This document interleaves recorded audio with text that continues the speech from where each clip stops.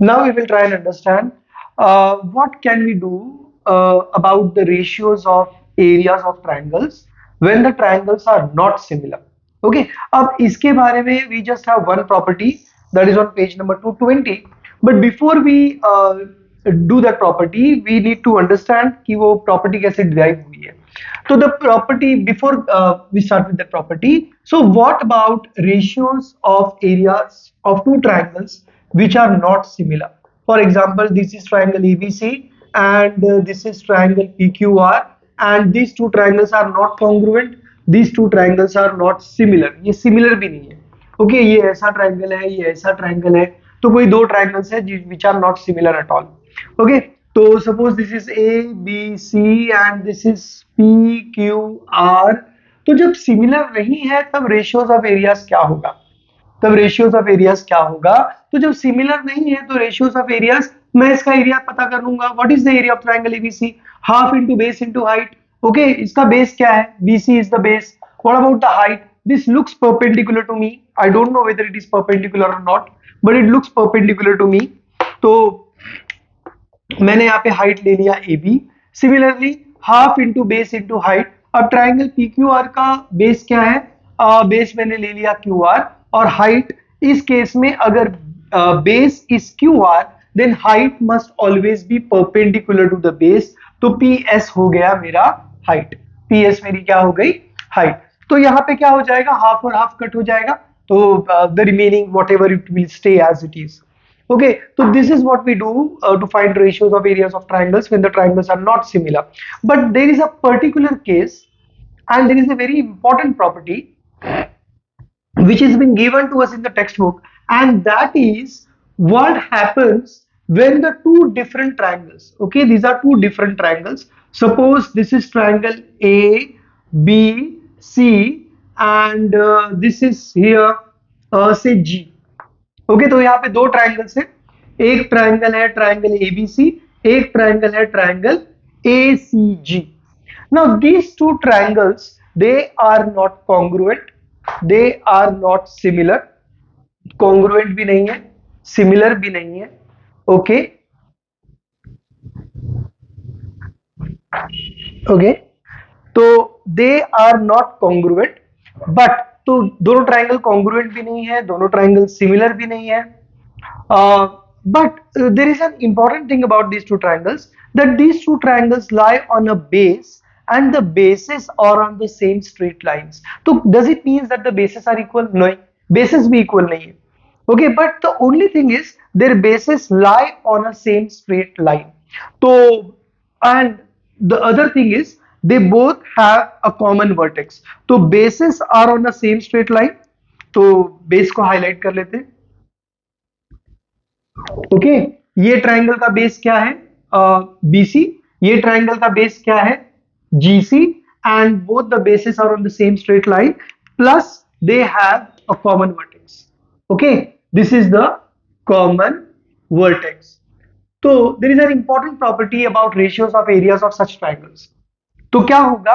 Areas of triangles, ratios of areas of these two triangles. तो थोड़ा सा हम लोग ट्राइंगल को सेपरेट कर लेते हैं. Okay, just for a second हमने दोनों ट्राइंगल को क्या कर लिया? सेपरेट कर लिया.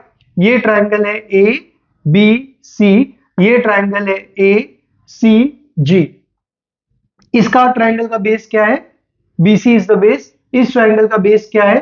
CG is the base. And bases of both the triangles lie on a same straight line. Okay, basis of both the triangles lie on a same straight line. तो एकदम straight line पे है दोनों की basis.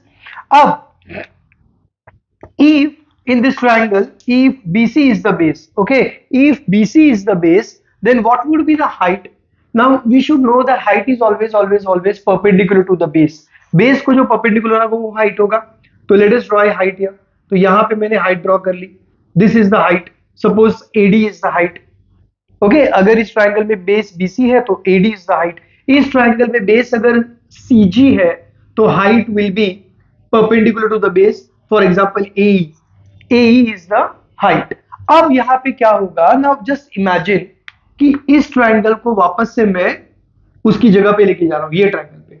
Okay, now if you can look जैसे ही मैं ये triangle को आगे शिफ्ट करूंगा अलोंग विद द हाइट, ये जो हाइट CD है, AD है, और ये जो हाइट AE है, ये परफेक्टली मैच हो जाएगी। ओके, अगर मैंने इस ट्रायंगल को आगे शिफ्ट कर दिया इसकी जगह पर, तो A यहां पर आ जाएगा, C यहां पर आ जाएगा, और ये जो हाइट है ना वो परफेक्टली मैच हो जाएगी। तो even though the height was not, मतलब दिया नहीं था, it wasn't given that the height is equal, okay, it won't be given to us that the height is equal, but that is what we should conclude. Okay, so that is what our conclusion is, that if the bases are on the same straight line and if both the triangles are having a common vertex and the triangles are not similar, the triangles are not congruent. So in that case also I can say that the heights are equal. So ab what would be area of triangle ABC? Area of triangle ABC upon area of triangle ACG, that is half into base into height. अब ये triangle का base क्या है? BC, height क्या है?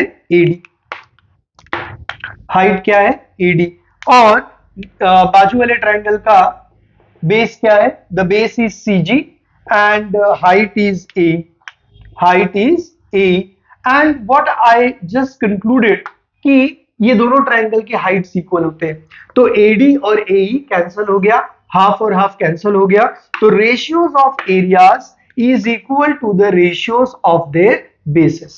Okay, तो this is an important conclusion that I draw provided the conditions are given. तो statement मैंने लिख दिया, ratios of areas of two triangles having bases on same straight line and a common vertex, and a common vertex is equal to ratios of their bases. Okay, now that is an important property.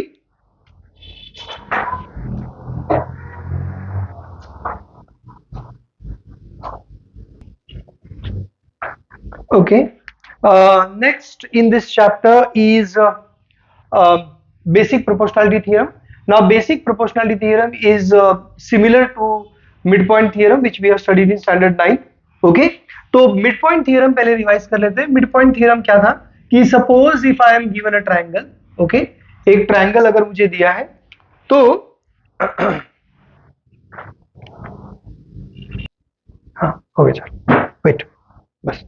Now if I look at this triangle, suppose this triangle is triangle ABC, okay, this is midpoint theorem which we are studying in standard 9th, this is not in standard 10th. तो midpoint theorem में क्या दिया था? midpoint theorem का statement था, if a line suppose what is the statement? The statement is if a line is drawn, if a line joins the midpoints of any two sides of the triangle. Okay, so if a line joins the midpoint of any two sides of the triangle, then the line joining the midpoint is parallel to the third side and is half of it.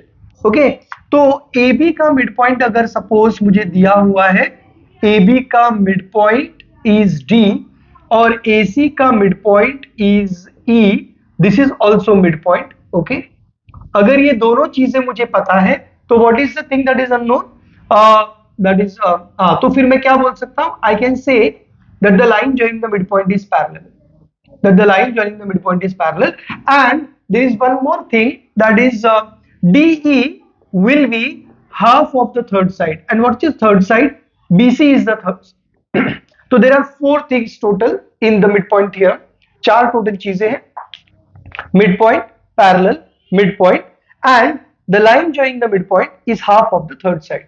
Okay, third side क्यों? क्योंकि first side का midpoint ले लिया, second side का midpoint ले लिया, तो जिन दो sides का midpoint ले लिया वो first और second side हो गया, बचा जो side है that is the third side, and the line joining the midpoint will be half of the third side.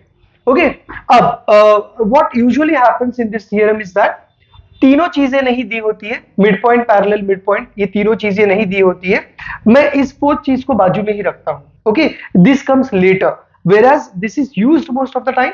तो एप्लीकेशन इसका बहुत ज्यादा है, but it's not very crucial. ये crucial नहीं है. The very important thing is that these three things. ये तीन चीजें इसमें important होता है, midpoint, parallel और midpoint. तीनों चीजें नहीं दी होंगी, any two would be given, and if any two are true, then the third has to be true. For example, अगर दोनों midpoint true दिया हुआ है, then the line joining the midpoint will be parallel, that has to be true. और अगर midpoint दिया है, parallel दिया है, तो what is the third thing which is left? That is midpoint. तो वो midpoint भी true हो ही जाएगा. यानी अगर ये D is the midpoint of AB and DE is given parallel to BC, तो जब मैं extend करूंगा इस लाइन को, parallel को, तो it will intersect the AC in its midpoint. उसके midpoint पे ही intersect करेगा, तो E will be midpoint. Okay?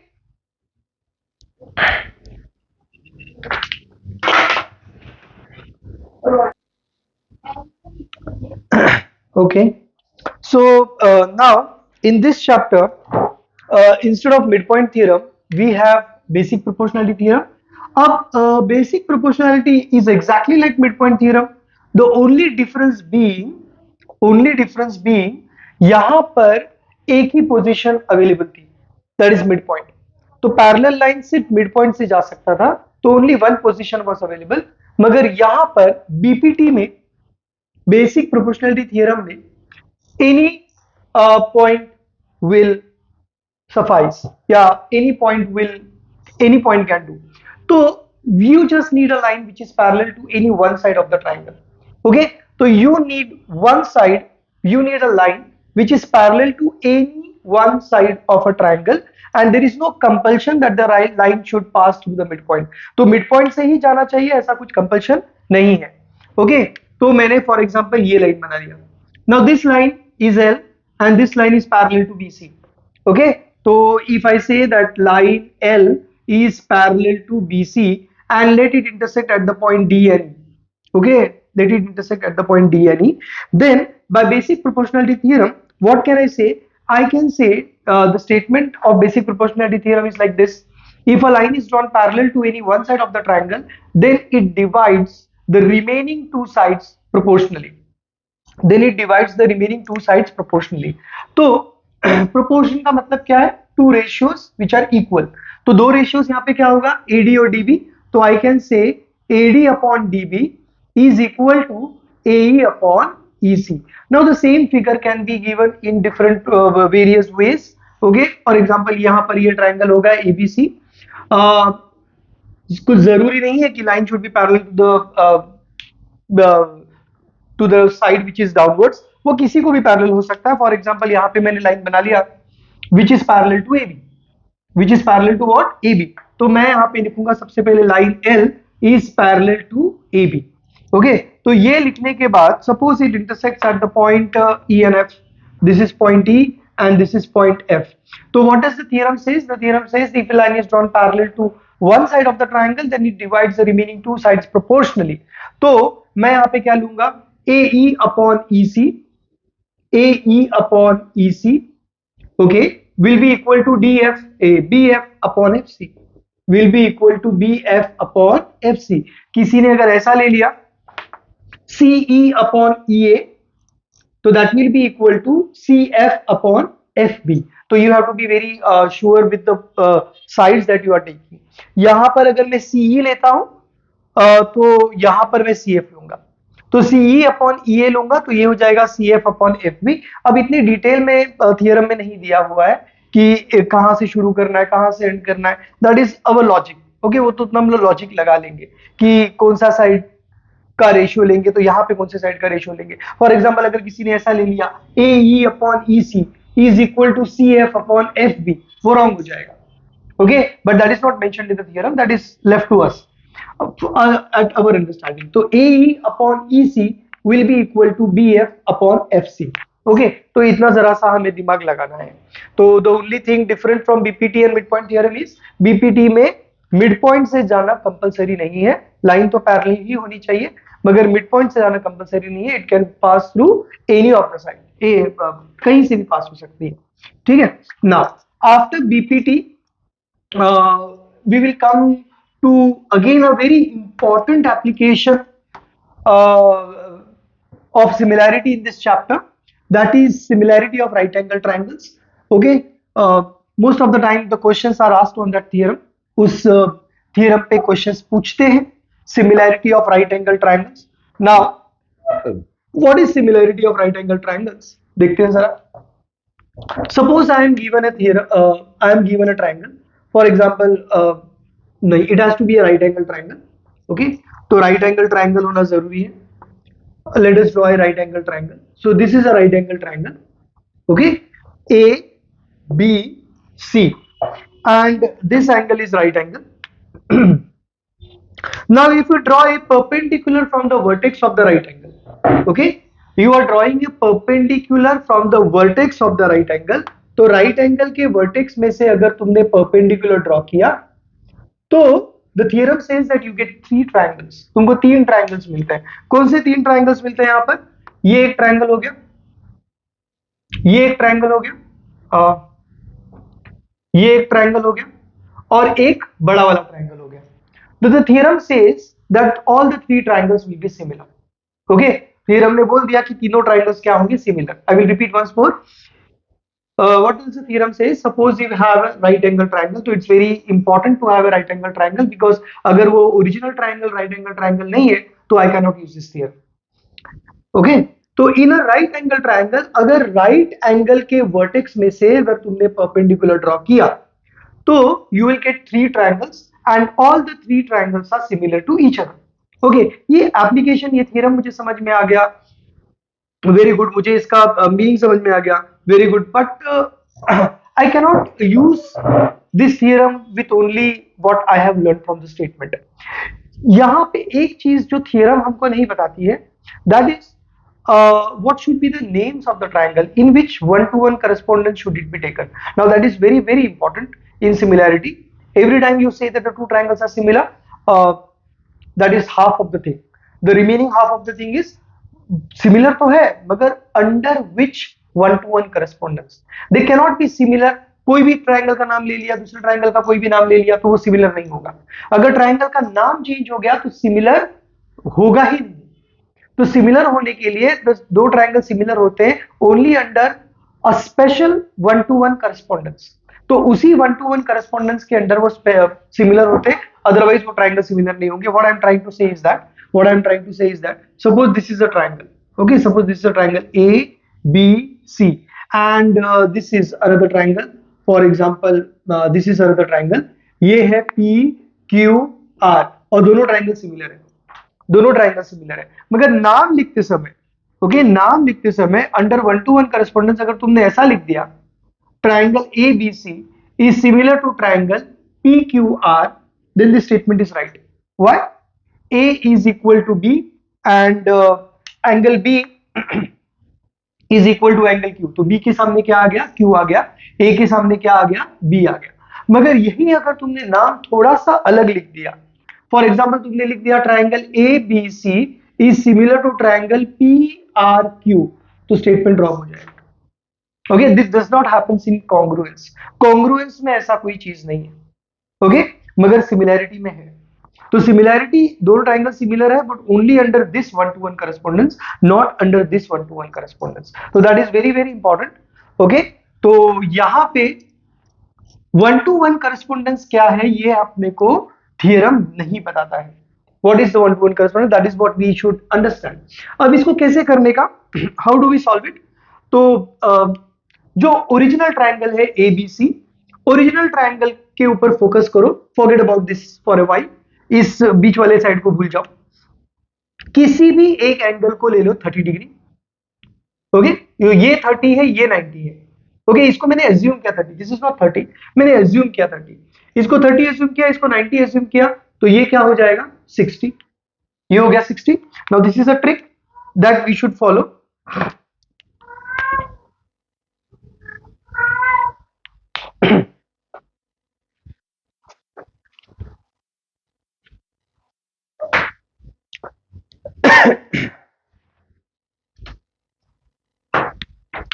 Okay, तो ये 60 हो गया.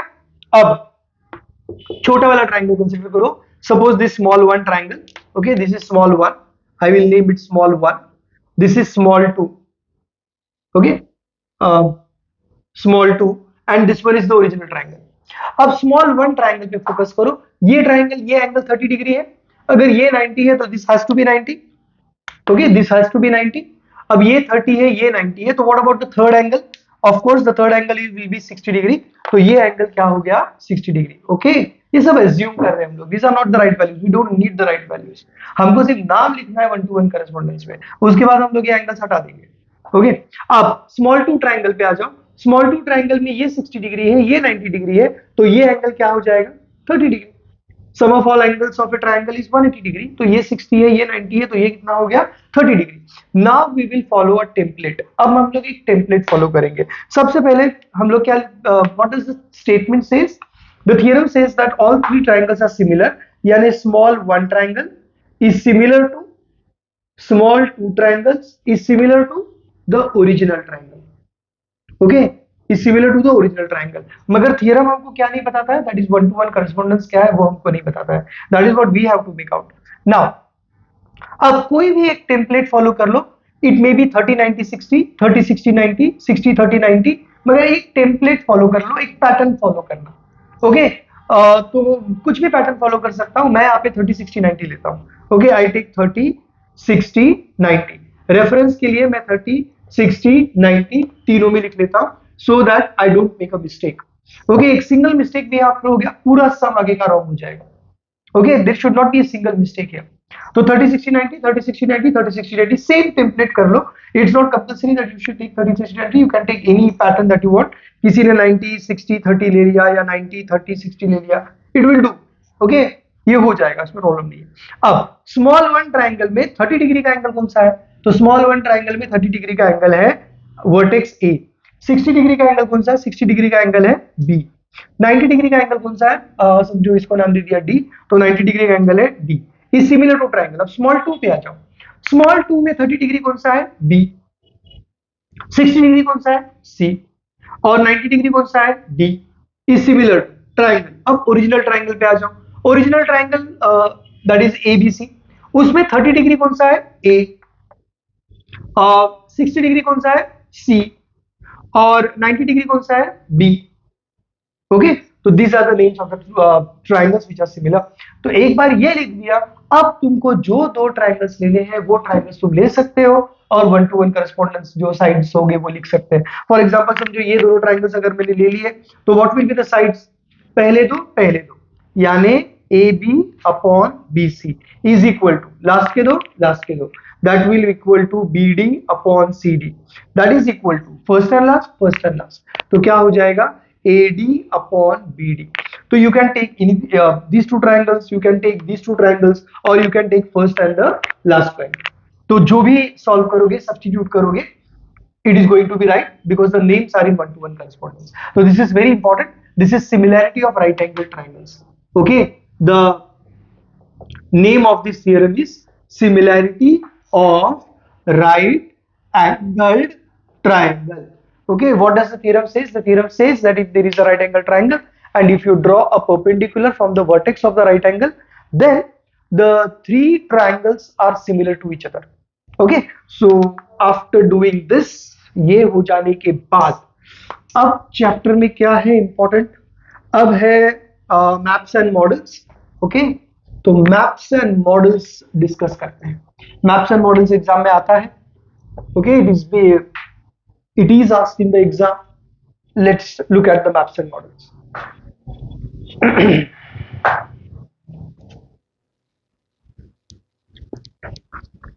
Okay, so now we will start with the new section, last section of the chapter, that is maps and models and size transformation. अब before size transformation we will start with maps and models. अब पहले हम लोग ये देख लेते हैं कि what the similarity has to do with maps and models. तो similarity का maps and models से क्या लेना देना है?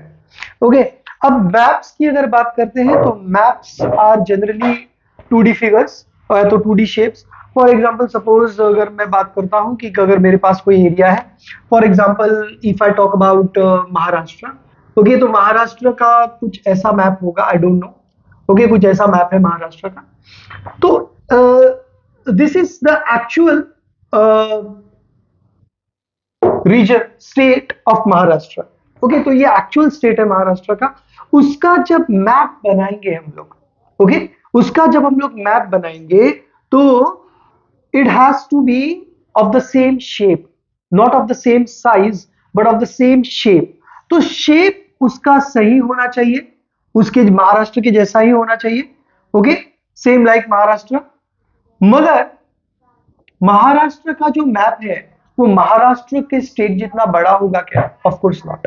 Okay, map is a very small thing, state is a very big thing. Okay, तो ये समझो एक्चुअल स्टेट है, तो real whatever, this is the real thing and this is the map of that thing. ये उसका map है और दोनों चीजें सिमिलर होती है।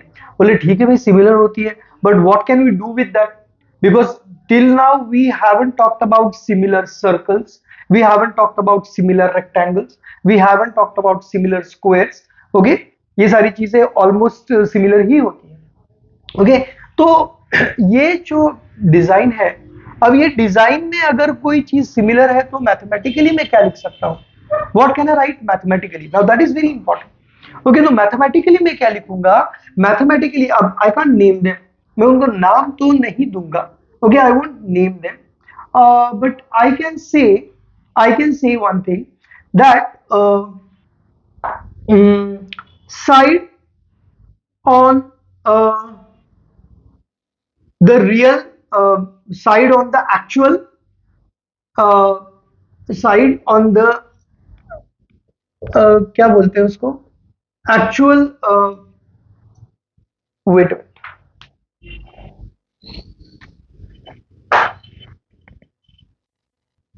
ओके, तो यहां पर हम लोग क्या बोल सकते हैं? यहां पर हम लोग बोल सकते हैं कि भाई दो एक्चुअल जो जगह है और उसका जो मैप है ये दोनों सिमिलर है। अगर ये दोनों सिमिलर है तो all the corresponding sides will be in proportion. Okay, तो I can use this thing at all the corresponding sides in proportion. तो यहां पर मैं क्या बोलूंगा? Actual side upon side on the map is equal to the scale factor, is equal to the scale factor.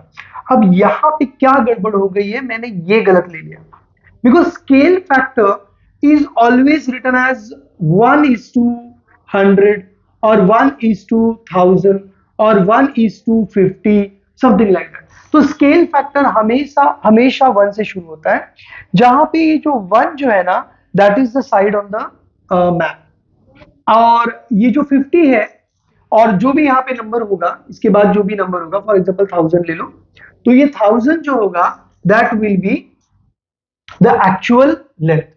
Okay, तो this is what is important. तो यहाँ पे मैंने क्या गलती की? Actual side upon side on map ले लिया, क्योंकि इसके आगे में is equal to scale factor लेने वाला था, मगर स्केल फैक्टर हमेशा 1:1000, 1:50, 1:20, 1:25 ये रेशियो में आता है। अब उसमें जो 1 है वो मैप का साइड है और जो दूसरा जो बड़ा नंबर है वो एक्चुअल साइड है, और दोनों का यूनिट सेम होना चाहिए।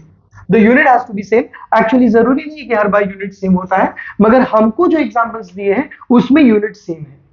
ओके, एक्चुअल जो मैप बनता है उसमें unit may not be same, और हो सकता है, क्योंकि 1 centimetre is equal to 1 kilometre या 10 किलोमीटर, ऐसा भी हम लोग ले लेते हैं scale factor on actual map. मगर हमको इस चैप्टर में ये बताया है कि अगर मैप 1 सेंटीमीटर है तो एक्चुअल जो लेंथ है वो भी सेंटीमीटर्स में ही होना चाहिए, the unit has to be same. Okay, तो ये है मैप का, ये है actual, this is a scale factor. तो उसी के हिसाब से मुझे ये भी लिखना है, तो I can not right actual side here, I will write here side on map, और यहां पे मैं लिखूंगा actual side. And now this can be any side, ये कोई भी साइड हो सकता है, ये साइड, ये साइड, ये साइड, ओके, कोई भी साइड हो सकता है, तो उसका भी करस्पॉन्डिंग हमको ये साइड लेना है। ओके, तो that is what is important, that is what how we use this in maps. And whereas area is concerned, suppose अभी कभी कभी ना हमको इसमें एरिया दिया होता है, समझो एक्चुअल एरिया दिया है, मैप का एरिया पूछेंगे, या तो मैप का एरिया दिया है, एक्चुअल एरिया पूछेंगे। तो उस केस में क्या करेंगे? Questions are very simple in this case, but you just have to take care of this. तो यहां पर स्केल इज 1/1000, मतलब ये मैप का है, ये मॉडल का है। तो सपोज अगर मुझे एरिया दिया है तो मैं ये जो स्केल फैक्टर है वो स्केल फैक्टर का स्क्वायर लूंगा। Okay, I will take square when area is given. तो ये हो जाएगा 1/1000 का square, and that is equal to, समझो मुझे इन दोनों में से किसी एक का एरिया दिया रहेगा। सपोज मुझे मैप का एरिया दिया है, तो मैप का एरिया दिया है 500 सेंटीमीटर स्क्वायर, तो I can find the actual area. Okay, I can find the actual area.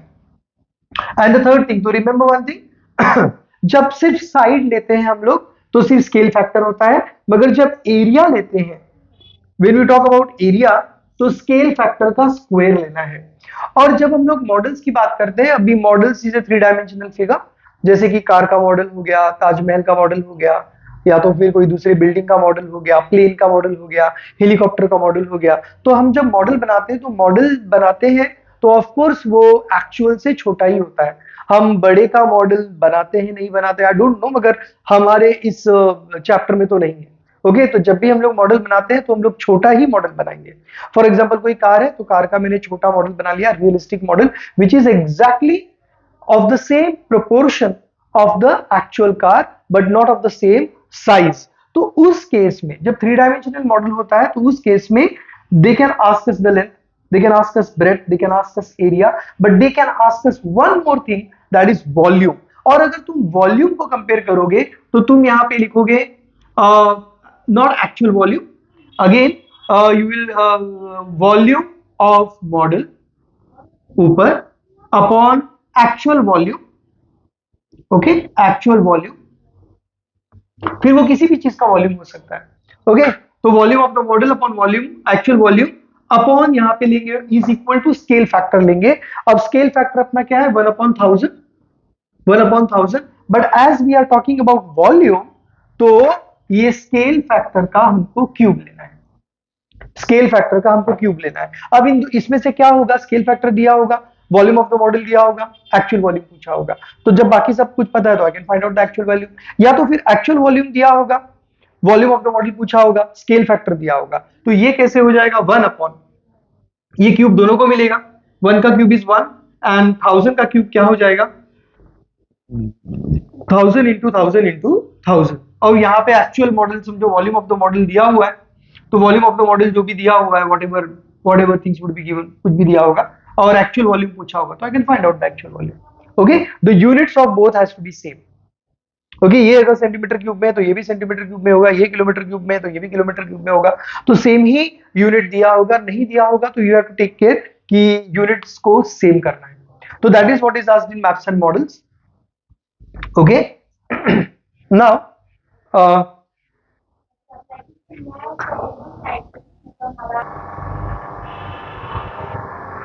now we will look at size transformation। अब size transformation is different from maps and models, क्योंकि maps and models में normally scale factor is 1:, जो भी है सामने का number बड़ा ही होगा 1 से, 1:50, 1:200, 1:2000, because maps are always made smaller than the actual। मगर इस केस में the scale factor can be more or less। Okay, ये साइज ट्रांसफॉर्मेशन वाला क्वेश्चन है, this is not maps and models. तो इसमें स्केल फैक्टर कम ज्यादा हो सकता है, तो there is no strict rules here, तो we have to use our logic.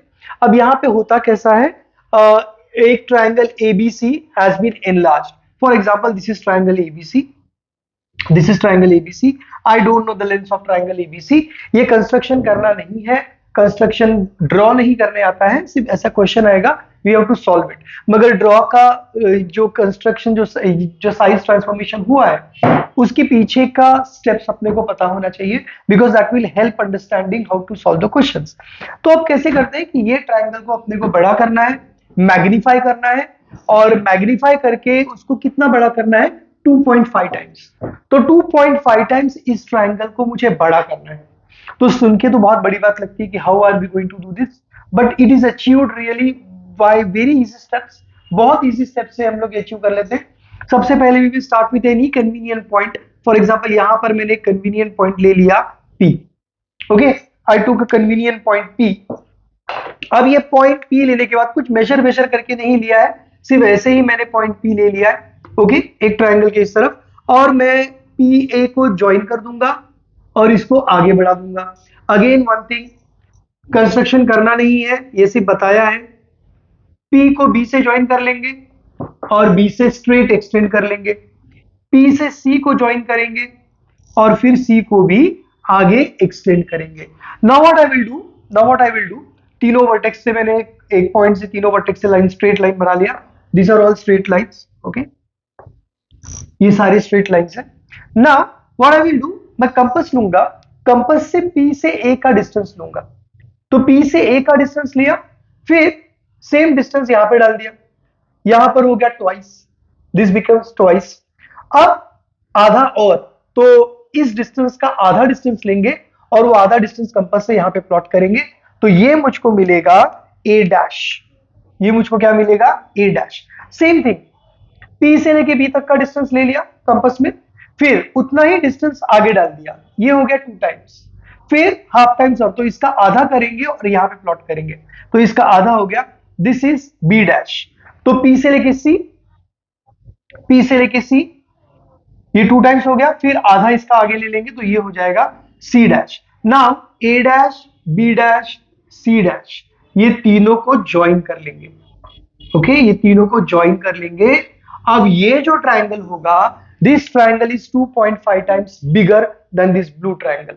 Again construction draw नहीं करना है, okay, we don't have to draw this, सिर्फ न्यूमेरिकल सॉल्व करने हैं। Now what I will do it's, अभी we are given length of A dash B dash, तो A dash B dash दिया है 6 सेंटीमीटर और AB का लेंथ मुझे पता करना है। Now one thing is sure that the two triangles are similar, तो दोनों ट्रायंगल अगर सिमिलर है तो मैं क्या लिखूंगा, triangle ABC is similar to triangle A dash B dash C dash, और scale factor I can use it with my own judgement. अब यहाँ पे कैसे यूज करेंगे, पहले दो तो हमने ले लिया AB upon A dash B dash is equal to, अच्छा AB छोटा है, A डैश B डैश बड़ा है, ओके, तो AB छोटा है तो AB को मैंने ले लिया 1, A डैश B डैश बड़ा है तो A डैश B डैश को मैंने ले लिया 2.5, this is my scale factor, okay, this is my scale factor.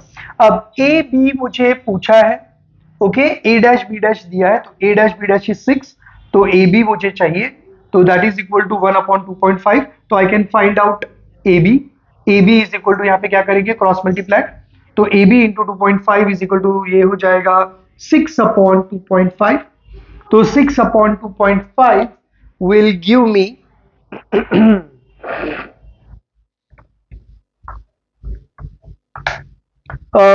It will give me 2.4, तो AB हो जाएगा 2.4, तो AB is nothing but 2.4 centimetre, okay. अब आगे हमको क्या पूछा है, the length of C dash A dash if CA is 4। अब यहाँ पे CA मुझे दिया है 4, CA is given as 4 and I am been asked C dash A dash, ये पूछा है। Again these two triangles are similar, तो corresponding sides will be in proportion, तो मैं यहाँ पे क्या बोल दूंगा, AC upon A dash C dash is equal to AC upon A dash C dash is equal to the scale factor। अब scale factor यहाँ पे बड़े ध्यान से, because there are no such rules, बड़ा कौन सा साइड है, A डैश C डैश बड़ा है तो उसके सामने 2.5 आएगा, तो यहां पे ले लिया 2.5 और AC के सामने 1, ओके।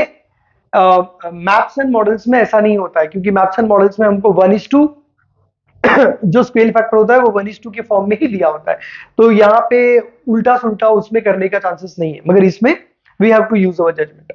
बड़े के सामने A डैश C डैश बड़ा साइड है तो इसके सामने 2.5, AC छोटा साइड है तो उसके सामने 1, ओके। यही अगर मैंने उल्टा लिया होता तो ऊपर A डैश C डैश के सामने 2.5 और नीचे मैंने 1 दिया होता।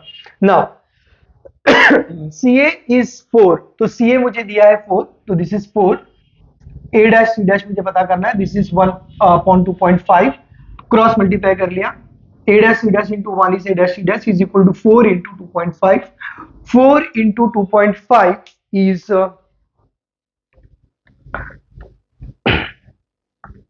10, तो A डैश C डैश मुझको मिल गया 10 सेंटीमीटर, ओके।